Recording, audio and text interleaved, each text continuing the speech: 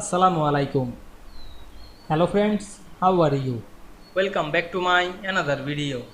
In this video, I am going to show you how to sort data with numbers and letters in Microsoft Excel. Let's get started. At first, you have to open your Excel workbook. Now we want to sort data and numbers. Now I am select some number. Now I am select the number.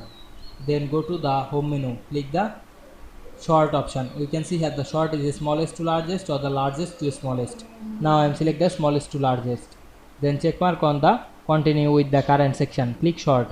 We can see 5, 7, 8, 9. Now I am sort the data. Select the data and click. You can see here the A to Z or the Z to A. Now I am select A to Z. And again select continue with the current section. Click start. Now we can see we sort data with numbers and letters easily. I hope you enjoyed my video. Please like, comment, share and subscribe my channel. Thanks for watching.